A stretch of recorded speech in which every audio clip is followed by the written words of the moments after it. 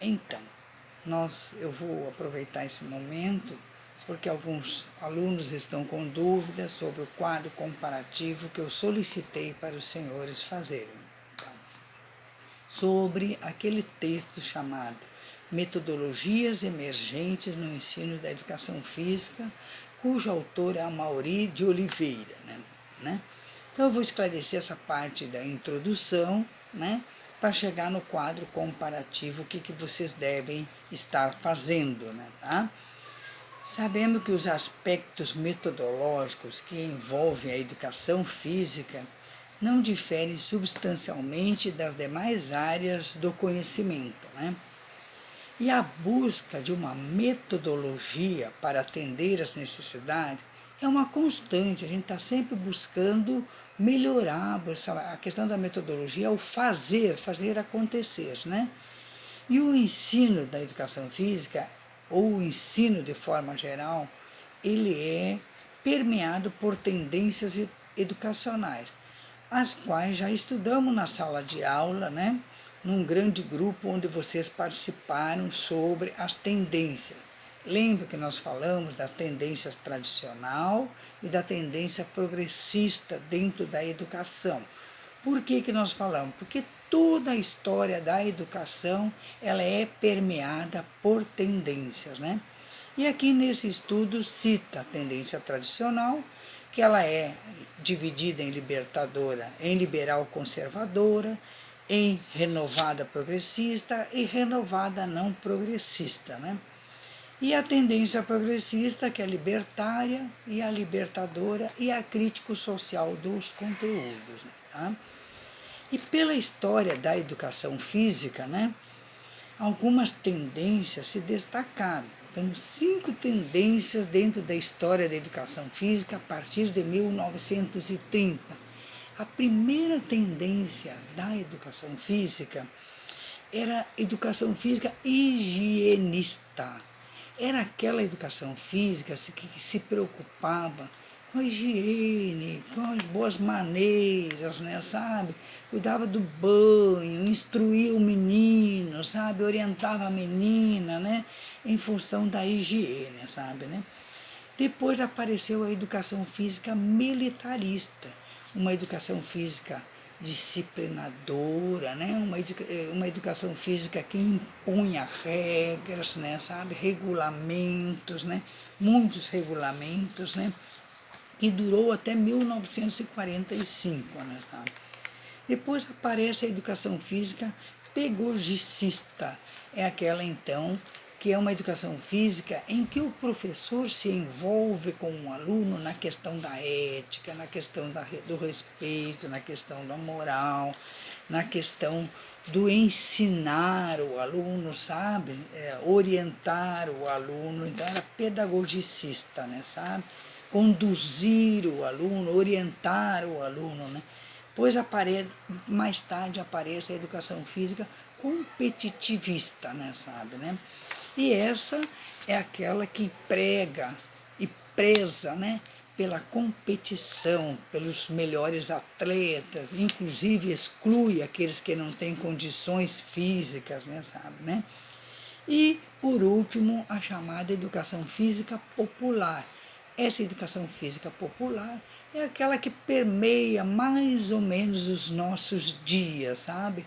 É uma pedagogia voltada para questões sociais, Projetos sociais, Trabalha, toda uma diversificação de atividades, que envolve o menino, ou a menina, E parece que nos dias atuais, a tendência competitivista, ela ainda se supera, Porque a gente percebe ainda, dentro dessa educação física, o professor é que dita as normas, ele é o coordenador, ele é o orientador, e ele visa o aluno, o produto que é o aluno, sabe, o atleta, E também nessa tendência competitivista tem metas definidas a alcançar, e ainda existe dentro das aulas de educação física, E a intenção também é bem racional.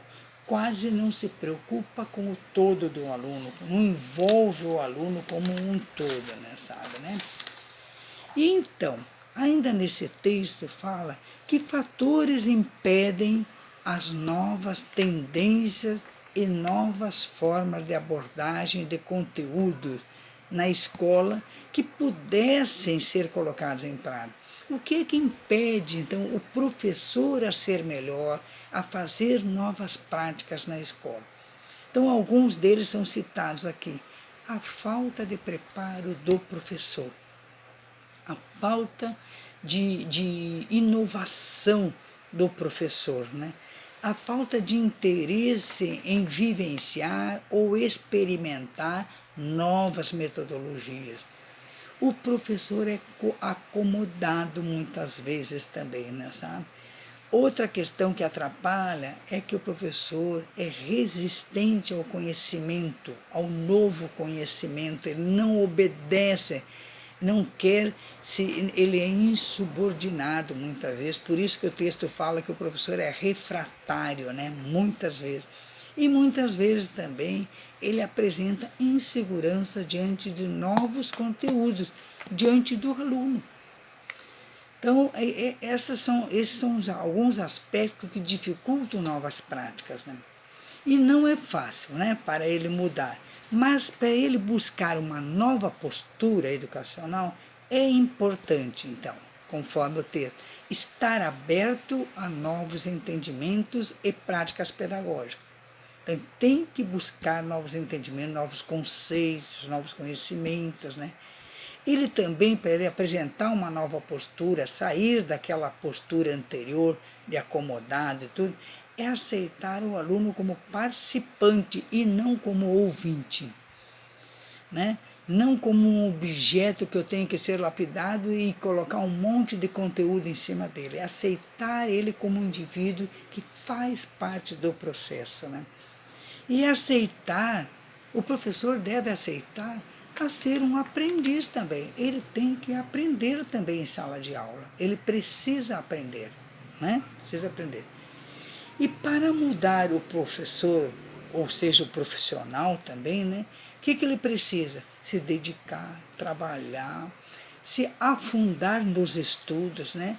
E, acima de tudo, se ele quer mudar, ele precisa ter coragem. Porque precisamos ter coragem para enfrentar as mudanças, sabe? São os desafios, né? E para acontecer essa mudança, não é de uma hora para outra também, né? Deve ser gradativa, né? Analisando, amadurecendo o processo, né, educacional, olhando para dentro de si, olhando para ver como você é dentro de si, né? E olhar o que você pode fazer diante dessa realidade, desse novo contexto social, né? E sabemos que ultimamente a educação física tem criado estratégia. Ela vem apresentando algumas mudanças, né? Novas formas reflexivas, né, sabe? De entendimento e de aplicação da educação física na escola. Tem professores que vêm buscando, sim, porque por muitos anos a educação física na escola ela era aplicada como uma prática sem interesse para a formação integral dos alunos. Ela era assim. Tanto é que ela era bem racional, militar, nós vimos tudo isso aí, né? Então, hoje, a educação física, ela se depara com um desafio. Necessita de muita força de vontade, necessita de persistência e, acima de tudo, o professor precisa de competência, ou seja, competência profissional, que nós já conversamos isso em sala de aula, a importância de identificar, de analisar e perceber as competências de um excelente profissional de educação física, né?